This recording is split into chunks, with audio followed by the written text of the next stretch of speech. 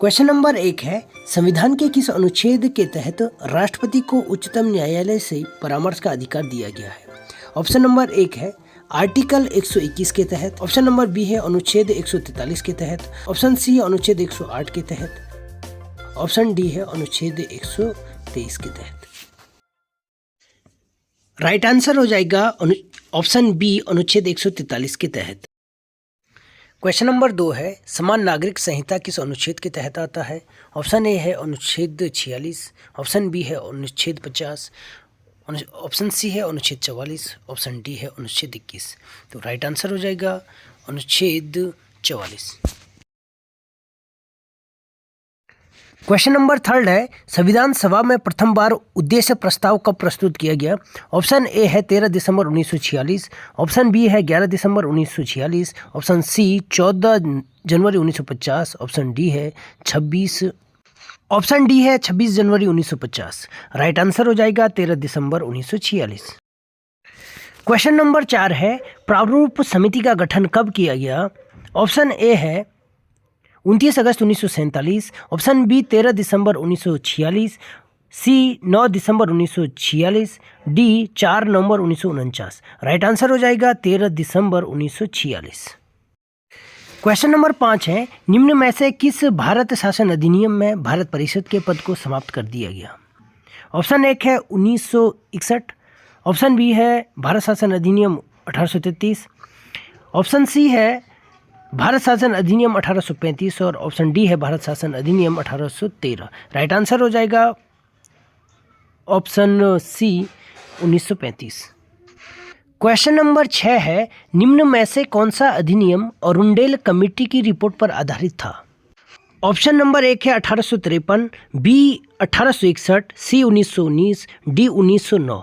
Right answer हो जाएगा भारत शासन अधिनियम 1909। इसे मार्लो मिंटो सुधार भी कहा जाता है। अगर अरुंडेल कमेटी की बात करें तो अरुंडेल कमेटी की स्थापना 1906 ईस्वी में होता है। इसका जो मुख्य उद्देश्य था कि राजनीतिक सुधार जो होने थे उस पर सलाह देना था, क्योंकि आप जानते ही हैं कि अरुंडेल कमेटी से ठीक पहले बंगाल का विभाजन हो चुका था। इस कमेटी ने अपनी रिकमेंडेशन दी कि बंगाल जो विभाजन हो चुका है उसे पुनः एक संयुक्त कर दिया जाए, एक ही बना दिया जाए। आगे चलकर उन्होंने कई और भी रिकमेंडेशन दी, जिसमें महत्वपूर्ण था कि वायसराय की कार्यकारिणी जो परिषद थी उसमें एक भारतीय को भी नियुक्त किया जाए विधि सदस्य के रूप में, और पहली बार सत्येंद्र नाथ सिन्हा विधि सदस्य के रूप में यहाँ पे नियुक्त होते हैं।